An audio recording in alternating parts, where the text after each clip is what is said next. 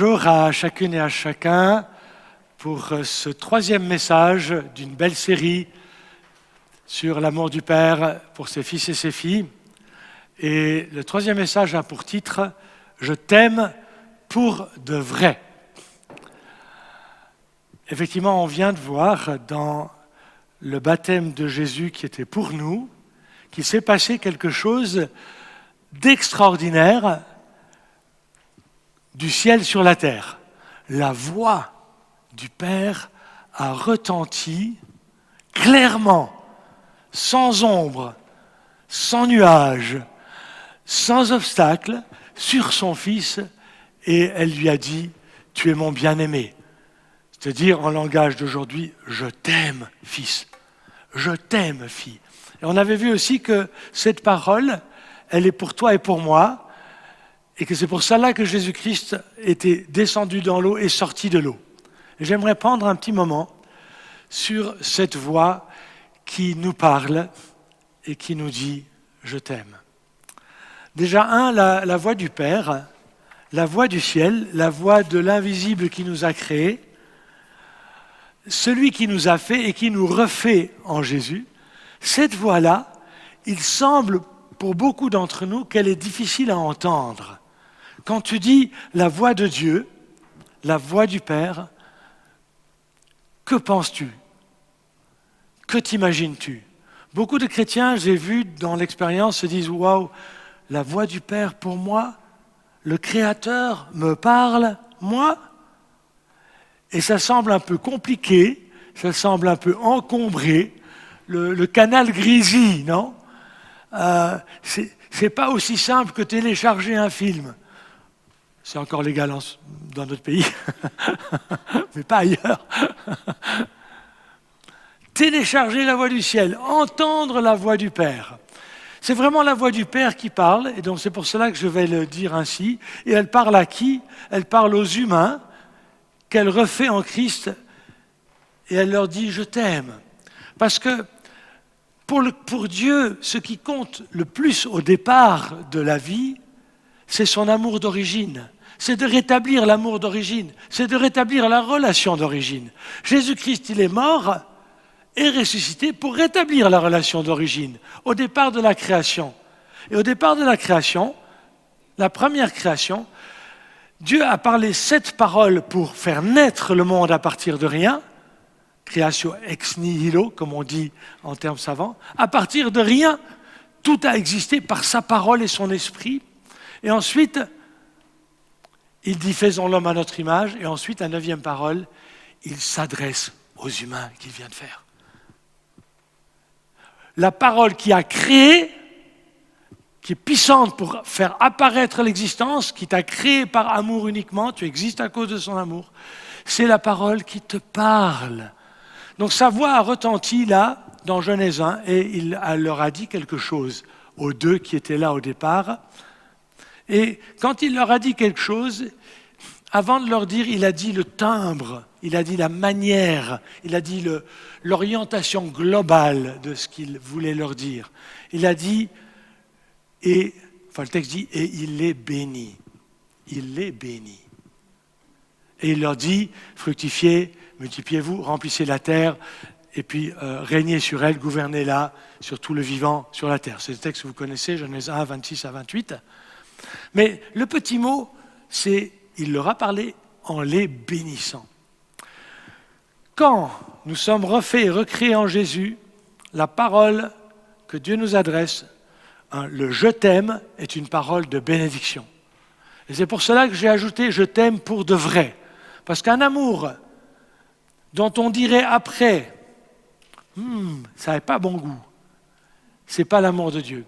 Vous savez, on a des amours humaines qui sont possessifs, qui sont castrateurs, qui nous emprisonnent, qui nous mettent des poids, qui nous accusent.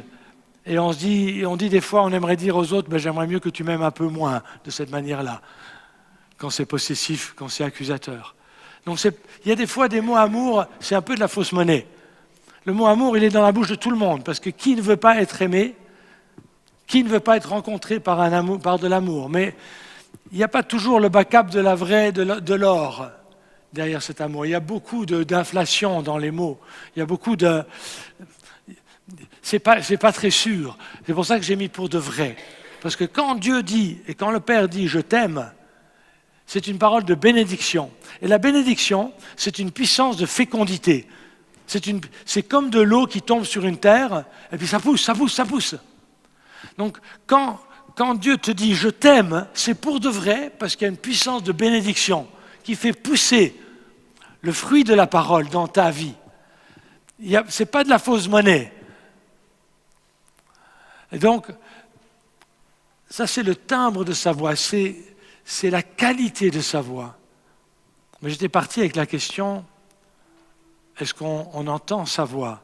Ça paraît si compliqué d'entendre des mots « je t'aime » et c'est pour de vrai, des mots de bénédiction. Alors c'est déjà compliqué pour nous parce que, vu que quand tu es en dehors de Christ, la voix de Dieu, il y a beaucoup d'autres voix qui parlent, et elles parlent fort. Et elles parlent partout et tout le temps. Même trouver le silence, c'est des fois difficile. Or la voix de Dieu, elle peut parler de multiples manières, mais parfois il faut taire les autres voix qui font beaucoup de bruit. Et le bruit empêche parfois d'entendre la voix du Saint-Esprit qui vient. Parce que c'est la voix du Saint-Esprit. Si le Saint-Esprit ne descendrait pas, la voix, elle serait trop loin. Et des fois, on se dit, oui, vous voyez, on a des fois des fausses idées sur la voix de Dieu. On se dit, ouais, il doit être là-haut sur une montagne, et puis il prend le corps des Alpes et dit, je t'aime. Et ça s'entend loin. Alors en fait, dans le cœur de Dieu, c'est exactement ce qu'il veut, que ça s'entende loin. Mais le loin pour lui, le bout du loin, c'est que ça descende jusque ton cœur. Mais pour que ça descende dans ton cœur à toi, s'il venait prendre son corps des Alpes et qu'il mettait ça dans l'oreille, donc il faut que la voix vienne dans la douceur, sans trop de bruit. Mais beaucoup de gens, ils pensent que la voix de Dieu doit venir de façon bruyante pour que je sois sûr, genre de façon audible. Mais c'est en général pas comme ça. La voix de l'Esprit vient rarement de manière audible. Mais ça arrive. Dans un groupe comme cela, souvent je demande qui a déjà entendu la voix de Dieu audible avec le son.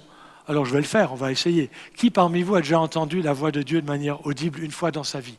Si vous pouvez lever la main là où vous êtes. De manière audible, avec du son. Personne. Mais la plupart du temps, il y a au moins une ou deux personnes qui l'ont entendu de manière audible une fois dans leur vie. Ça arrive beaucoup plus fréquemment qu'on ne pense. Mais ce n'est pas la manière courante. Non, la voix de Dieu, elle est réelle, on peut l'entendre. Jésus a dit dans Jean 10, « Mes brebis entendent ma voix ». La voix de Dieu, on l'entend. Une réelle relation. Ce n'est pas juste des mots que tu as lus dans la Bible, il m'aime. C'est des mots qu'il te redit. C'est les premiers mots parce qu'il reconstruit la relation d'origine. Il reconstruit la connexion avec le ciel. Et c'est ça qui est tellement important dans ce récit. Et Jésus va vivre à partir de ce que Dieu va lui montrer, lui faire voir et lui faire entendre. Il aura la capacité dans son cœur de fils de discerner. Ça, c'est les autres voix, je ne les suis pas. Je suis la voix de mon Père. His Father's voice. Et elle vient en lui de manière intuitive, dans le canal de l'intuition, pas dans le canal du raisonnement qui cherche à comprendre, quoique Dieu illumine aussi nos raisonnements, mais c'est par différentes perceptions intérieures. Mais ce n'était pas compliqué pour lui, et Dieu ne veut pas le rendre compliqué pour nous. J'aimerais le dire dans cette première partie de ce message. C'est le premier obstacle, c'est l'incrédulité. On a de la peine à croire qu'on puisse entendre, nous, la voix du Créateur. On a de la peine à croire qu'on a été créé pour ça. On a de la peine à croire que la relation d'origine, elle est restaurée en Jésus, que le canal, il est ouvert. Et quand on ne croit pas, on cherche la voix de Dieu dans des trucs un peu extraordinaires. Il y a des gens qui pensent que quand Dieu va me parler, ça doit être des mots en chinois que je ne comprends pas. Là, je suis sûr que c'est lui. J'entends, parce qu'il faut que ça soit différent de mon ordinaire. Il faut que ce ne soit pas des mots que je comprends ou qui sont dans mon langage. Parce que si c'est dans mon langage, qu'est-ce qu'on va se dire? Ah oui, c'est moi qui parle, c'est mes idées, c'est moi. Et donc il faut que ce soit très différent. Genre, I love you, avec un ton différent. Ah ouais, ça alors, moi je ne me le dirai jamais comme ça. Pour que ça, vous comprenez? Parce qu'on pense que Dieu va nous dire des choses qu'on n'aurait jamais le droit de se dire à soi-même. Ça, ce n'est pas le langage de l'amour. Donc Dieu parle ton langage. Il descend pour parler le langage de ton cœur. La voix du Père va parler le langage de son cœur. Ça va être très très proche. Comment tu sais que c'est lui? Alors, la manière la plus courante de le dire, c'est des pensées spontanées, des idées, des mots, des images spontanées, des impressions, des intuitions spontanées qui viennent quand tu lui demandes, quand tu poses des questions, quand tu le cherches. Et ça peut être des intuitions spontanées quand tu rencontres quelqu'un, tout à coup, waouh, Pierre m'a dit une parole, ça me touche là. Là, c'est l'émotion qui est touchée. Ah, ça c'est la voix de Dieu. Ou bien une parole dans ce qui a été prêché. Ah, Eureka, comme j'ai dit dans la leçon 1, le message 1. La voix de Dieu vient de manière très simple, comme des pensées, des images, des perceptions intuitives, spontanées. Et tu sais que c'est elle parce que tu n'es pas en train de chercher à produire un truc, tu es juste ouvert et accueillant. Et c'est ça le bout un peu difficile, c'est qu'au lieu d'être devant Dieu et dire « Ah maintenant je pense à lui, je fais du cinéma intérieur », je fais taire un peu les autres voix, juste pour accueillir la sienne. Mais c'est comme si tu vas entendre un morceau de musique. Avant d'entendre le morceau de musique, et à un moment donné, tu arrêtes ton iPhone, tu arrêtes tes bruits intérieurs, tes cinémas, et tu dis « Ok, je vais accueillir la musique ». Puis la musique vient. Il y a une musique du ciel, un son du ciel, ça vient. Il faut juste se mettre en mode réception, accueil. Donc je ne peux pas en dire beaucoup plus là, mais on va prier tout à l'heure pour que nos oreilles spirituelles soient réouvertes. Notre foi, il me parle. Il veut que j'entende ces mots de la relation d'origine. Tu es mon fils, tu es ma fille, je t'aime. Je t'aime. Ah, c'est que c'est des mots, c'est difficile d'aller de là à là, c'est d'une courte distance. Et des fois, ça prend un long chemin pour que ça descende. C'est pas long du côté de Dieu, c'est nous les obstacles, parce que c'est une courte distance, mais il y en a pas mal, des fois. Donc dans la suite de ce séminaire, on va aussi traiter de ces obstacles. Mais j'aimerais déjà dire la vérité. Tu entends sa voix. Tu l'entends déjà. Tous ici. Si vous êtes Remade in Jesus, tu entends sa voix. Si tu as un contact avec l'Esprit Saint, tu entends sa voix. Et tu peux entendre dans ton cœur profond, je t'aime. C'est les premiers mots.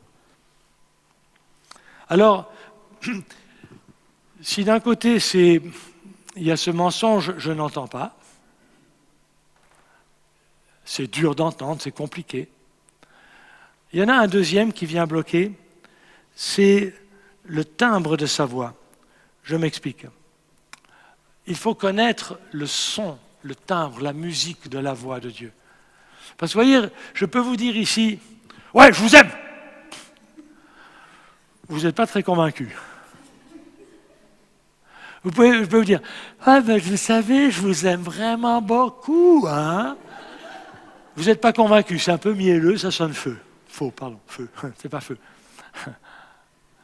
Donc, il y a un timbre de voix, quand il vient de Dieu, tu sais que c'est vrai, que c'est pour de vrai. C'est la même chose dans le couple, on se connaît bien dans les couples, même après 2 ans, 3 ans. Tu sais très bien quand l'autre dit « je t'aime » juste pour arranger les bidons, pour obtenir quelque chose, une faveur ou une autre, ou quand c'est spontané du cœur, quand c'est « ah, ça sort », quand c'est pas calculé, quand c'est une joie qui vient de la présence de l'autre, de son visage. Or, la voix du Père, elle sort de ce regard-là. D'accord, on ne le voit pas Dieu, on ne voit pas son visage, mais quand il descend, c'est une présence personnelle. Et de lui, il y a ses yeux, donc on verra la prochaine fois, il y a sa voix. Et puis sa voix, elle sort de lui spontanément. Alors la différence avec nous et Dieu, c'est que lui, il est capable de parler sans arrêt à des milliards de gens en même temps. Ce n'est pas compliqué parce qu'il est Dieu. Et puis il a une relation personnelle avec toi. Ce n'est pas parce qu'il a une relation personnelle avec Pierre qu'il ne l'a pas avec toi ou avec moi. Ce n'est pas compliqué pour lui parce qu'il est Dieu. Donc lui, des milliards de connexions en même temps, il ne se perd pas parce qu'il est ton créateur et il t'aime toi. Il n'a que des enfants uniques, il ne fait pas de comparaison. Il dit pas, tu n'as pas de demander, mais comment il lui parle à lui? Non, tu as juste à savoir comment il te parle à toi. Et qu'il te parle avec un timbre de voix pour de vrai. Et tu sais que c'est lui, pour de vrai. Pourquoi le pour de vrai? C'est parce que quand il te parle, il met tout son caractère. Et il met toute sa bonté dans sa voix. Seulement nous, on pense que la voix de Dieu ressemble un peu à d'autres voix. Et il y a d'autres voix qu'on a entendues et qu'on entend encore qui sont des voix qui te condamnent. Ouais, quand même, là, t'as pas rangé, hein, la cuisine, ça fait déjà 20 fois que je t'ai dit la même chose. Là, t'as pas fait ci, là, t'aurais dû faire ça, là, c'est pas juste, là, tu pourrais faire mieux. Il y a les voix du travail qui nous harcèlent d'exigences et d'attentes. Non, il y a beaucoup de voix qui parlent.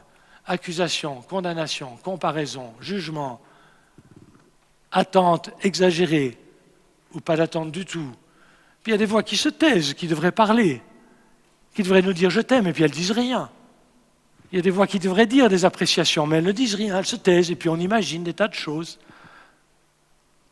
Et puis sur les voix, parfois il y a le rejet parce qu'on a vécu du rejet, donc des fois il suffit d'un léger ton de la voix différent et on se sent rejeté. Et des fois c'est pas vrai, on n'est pas rejeté, mais le ton de la voix, parce que la personne était fatiguée, était légèrement différent, donc le son de la voix amène des fois des idées, des imaginations. Non, des fois sur la voix de Dieu, même qu'elle est toute bonté, tout amour, et qu'elle vient à toi vraiment pour te dire « Hé, mes premiers mots vont toujours être ceux-là. Je t'approche même quand tu es mal, même quand tu vas mal, même quand tu as fait le mal, toujours avec des mots d'amour. C'est mon choix.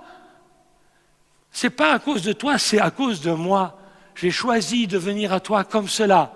Et si tu l'as oublié, regarde à la croix de Jésus. Je viens même dans le mal, toujours comme cela. Je t'aime. Et sur la croix, Jésus a dit, pardonne-leur. C'était la voix de l'amour qui parlait, même dans la souffrance et l'abandon. Donc il faut discerner le timbre de la voix et ne pas projeter sur la voix de Dieu des choses qui n'y sont pas. Comment je sais? Ça veut dire que des voix qui parlent, et j'imagine que c'est Dieu, mais si c'est des voix qui ressemblent à un timbre qui n'est pas la pure bonté, qui n'est pas l'amour qui vient, qui n'est pas le message de la croix et de la résurrection, qui n'est pas celui qui te dit « je te donne tous tes dons, je te fais un don de mon fils, je te donne, je te donne, je te donne ». Et toi, accueille. Si ce n'est pas une voix qui parle de don, tu dis « not God, pas Dieu, ce n'est pas sa voix ». Mais ça demande un travail de discernement et de courage. On ne peut pas l'éviter parce qu'il y a beaucoup de voix qui parlent. Puis des fois, des gens me disent « Oui, mais Paul, comment tu peux être sûr que Dieu est amour ?» Parce que Jésus l'a montré comme ça. Parce que ses attitudes et sa voix à l'égard de ceux qu'il a rencontrés, c'était toujours de l'amour. Même pour les pharisiens, s'il les a grondés un peu, pourquoi? C'est parce qu'ils n'entraient pas. Donc il dit, mais attends, vous êtes fous! Vous voulez garder le vieux machin là? Vous voulez rester dans votre prison? Mais ce n'était pas pour les enfermer dans la prison, c'est pour dire, hey, sortez! Entrez dans la liberté des enfants de Dieu. Entrez dans la grâce du Saint-Esprit. Entrez dans les yeux du Père. Laissez-vous regarder dans les yeux du Père. Entendez la voix qui parle. Parce que la voix des pharisiens était une des autres voix qui parlait condamnation, jugement, comparaison, exigence, la loi, moralisme, fais ci, fais comme ça. Et puis en fait, ils disaient, les pharisiens, faites comme nous, mais eux, ils ne faisaient pas ce qu'ils disaient aux gens de faire. Faites comme moi, mais moi je ne fais pas. Donc on a besoin de discerner la voix, d'entendre la voix, et de dire, ok, ça c'est pas la voix de Dieu par rapport à toutes les autres voix. Beaucoup de gens, ils vont dans une église, ça arrive, ils se disent, je me mets en position d'écoute, et ils s'attendent quoi? Ils s'attendent à recevoir une condamnation, un rejet, un écartement. Alors ils ne vont jamais écouter.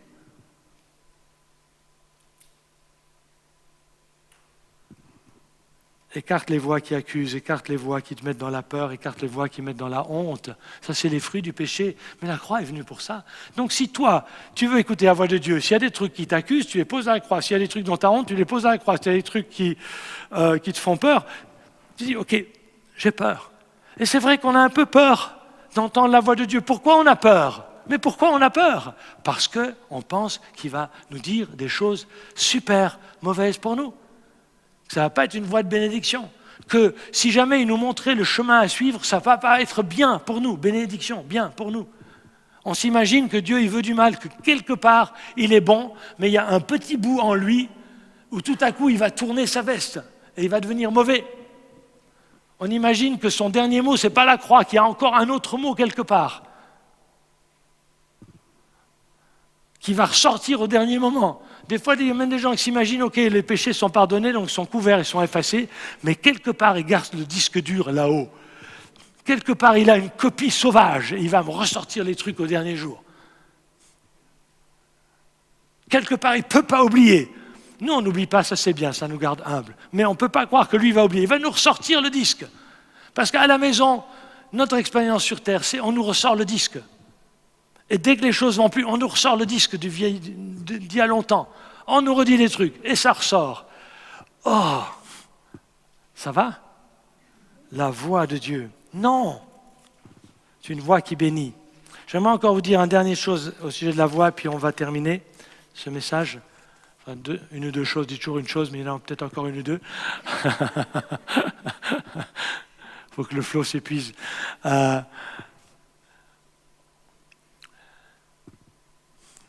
Vous savez que dans Luc, il est écrit que nos noms sont inscrits dans le ciel. Et que Jésus dit, ne réjouissez-vous pas tellement que les démons et les puissances du mal vous soient soumis. Donc c'est déjà une bonne nouvelle, hein, le mal est soumis, je peux le vaincre, j'ai une victoire par la croix, c'est quand même assez génial, j'ai une espérance, ça ne va pas me dominer jusqu'à la fin de mes jours, j'ai un chemin progressif de déséclosion, de me défaire du vieil homme et de ses vieilles habitudes et de grandir dans la nouvelle création. J'ai du temps pour ça, c'est une bonne nouvelle et je peux marcher progressivement sur le passé qui vient dans le présent, m'embêter. Alors c'est une bonne nouvelle, mais Jésus dit ça c'est bien, mais réjouis-toi encore plus que ton nom est écrit dans le ciel. Qu'est-ce qu'il veut dire là? Il veut justement dire que là dans le ciel, il n'y a pas un disque dur avec toutes les traces de ce que tu as fait mal, puisque ça c'est progressivement à cause de la croix sous tes pieds, mais il y a ton nom. Alors quand on dit nom, à l'époque, quand tu lis la Bible, tu ne vois pas Hémès, monsieur Bader, etc. Tu vois des prénoms. Moi, j'aime beaucoup ça. Donc je me dis, ok, j'ai mon prénom, Paul, il est là-haut, auprès du Père. C'est écrit. Alors il ne faut pas penser que c'est comme sur une tombe, hein, du genre, ici J. Paul, mort au travail et dans le ministère. Tu as une tombe où il y a son nom. Parce que là-haut, il n'y a que des vivants. Il n'y a pas de tombe. C'est en bas qu'il y a des tombes. Là-haut, il n'y a que des ressuscités. Donc mon nom est écrit là-haut, ce n'est pas une tombe. Et ce n'est pas non plus un truc, c'est écrit là-haut, pour qu'ici-bas, je sois dans la mort, puis j'attends qu'enfin je puisse vivre. Non, c'est mon nom vivant qui est écrit là-haut. Et si mon prénom est écrit auprès de Dieu, quelque part dans son registre de vie, ça veut dire que c'est comme c'est le livre de la famille. Il est né, il s'appelle Paul, je le connais. Comme il te connaît. C'est incroyable, ce petit verset dans Luc 10. Mon nom est inscrit. Alors, quand il nous parle, pouvez-vous croire qu'il utilise même le prénom parce qu'il le connaît? Paul. Vous avez déjà entendu ton prénom? Tu as déjà entendu ton prénom dans la voix de quelqu'un qui t'aime? Vous savez, des fois, quand je vais quelque part, les gens disent c'est Paul Hémès. J'ai un peu une renommée, ça m'est bien égal, hein, mais j'ai un peu une renommée, donc je dis Paul Hémès. Attends, c'est comme le James Bond. Ok, c'est bien, mais ça ne me fait aucun effet, sauf du Paul, attention là. C'est juste une fonction. Dans ma fonction, j'ai une renommée, Paul Hémès. Ça, on pourra mettre sur ma tombe, je veux bien. Mais quand quelqu'un me dit Paul, et je sens dans la voix ou j'entends dans la voix, je t'apprécie, j'aime être avec toi. Récemment, quelqu'un me disait, tu sais, c'est agréable d'être avec toi.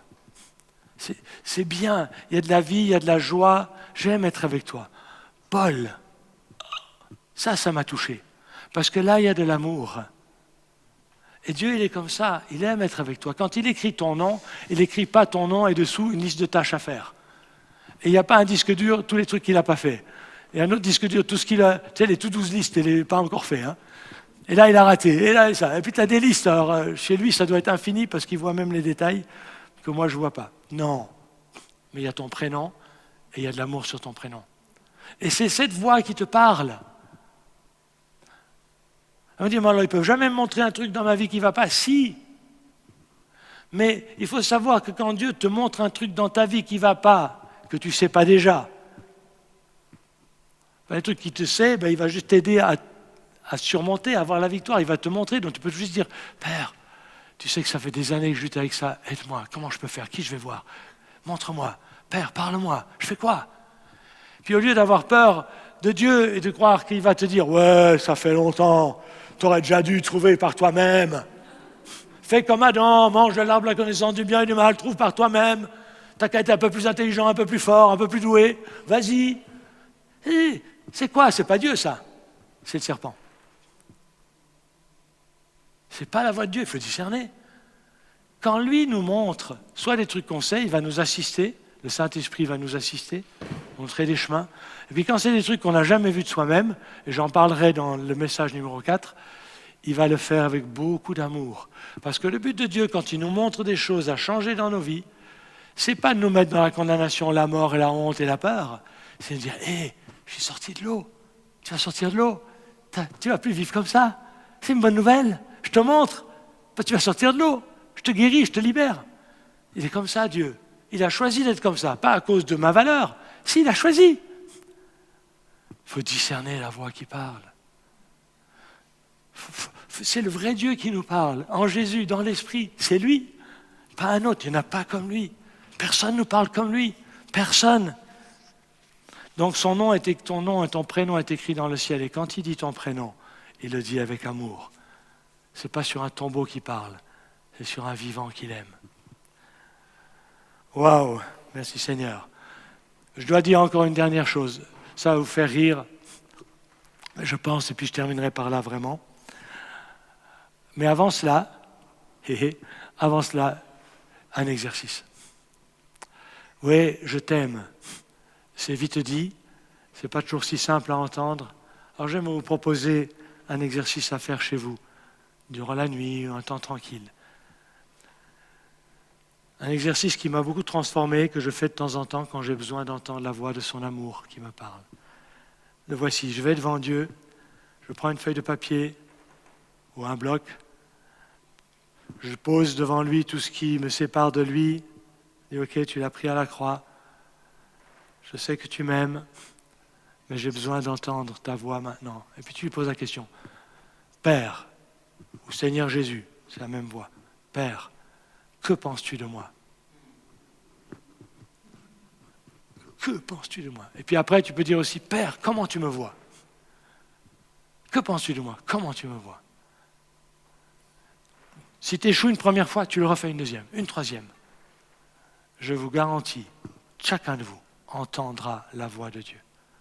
Alors, quand tu fais l'exercice, tu notes. Il ne faut pas là brancher le cerveau droit qui analyse, cerveau gauche qui analyse. Je t'aime, oui, mais attends, comment tu m'aimes? Je sais pas. Tu analyses. Non, laisse, je t'aime. Et puis, tu as autre chose encore à me dire, s'il te plaît. Et s'il n'y a que ça qui vient, tu dis, ok, j'ai besoin d'entendre ça.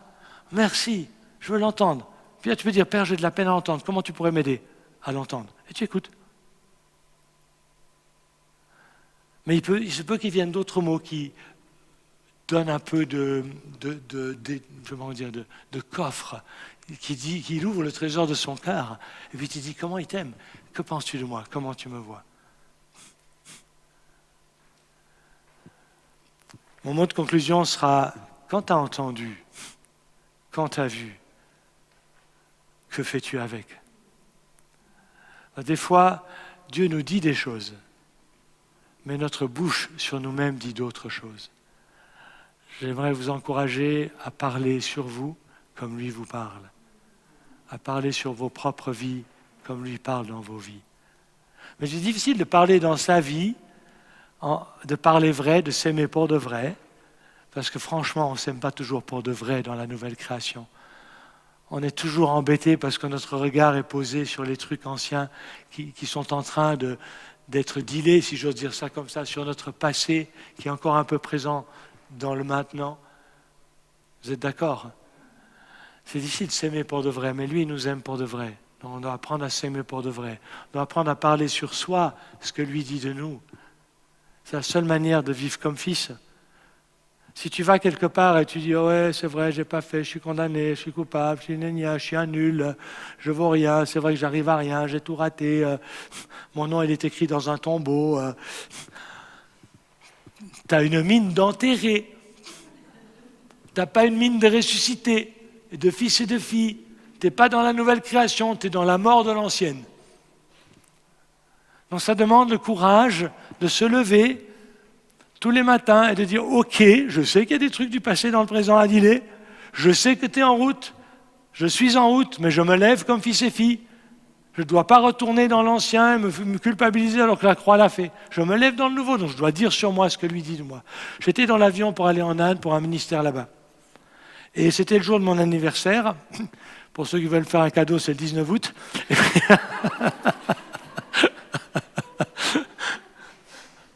Ah, l'humour fait du bien.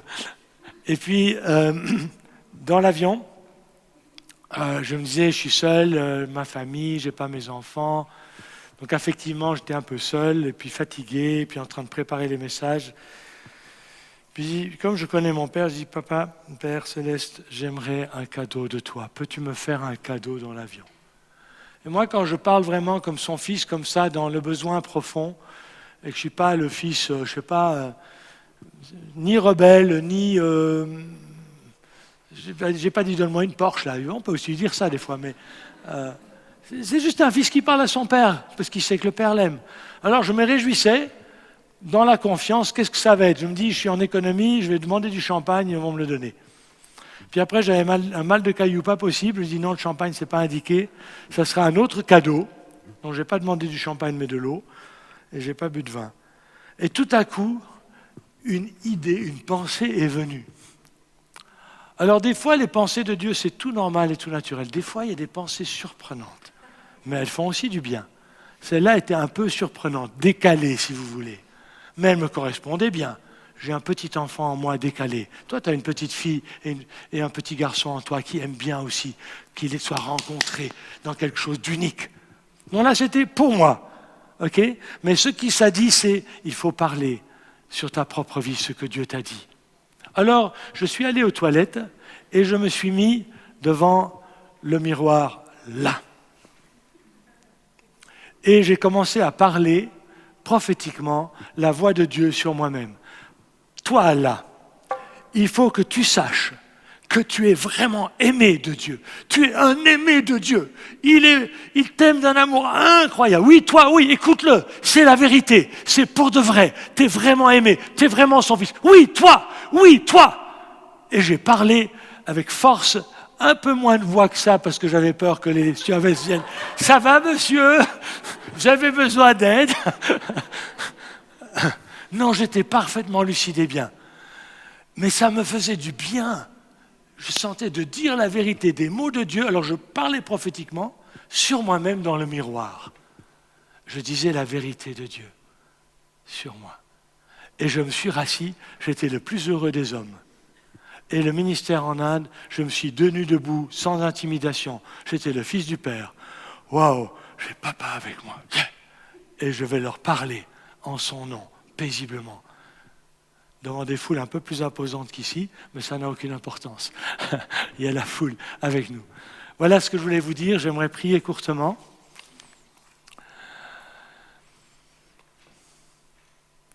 Père, je te prie que tu ouvres nos oreilles spirituelles et que tu les débarrasses des obstacles, de l'incrédulité, de la peur, de la condamnation.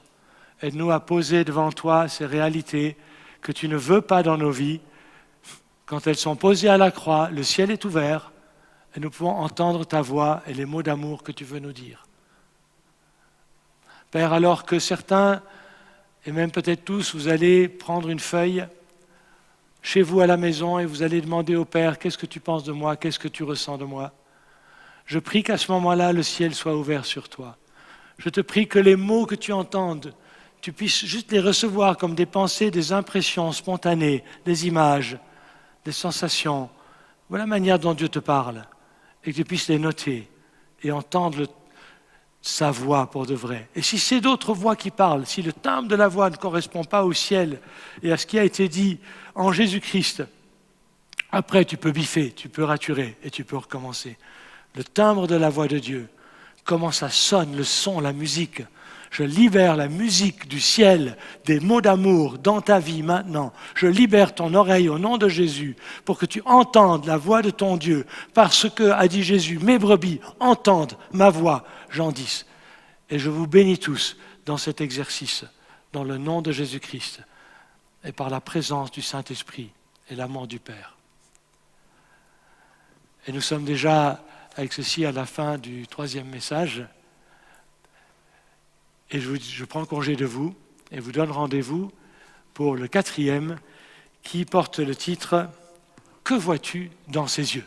Après la voix, ce sera les yeux du Père. À bientôt. Au revoir.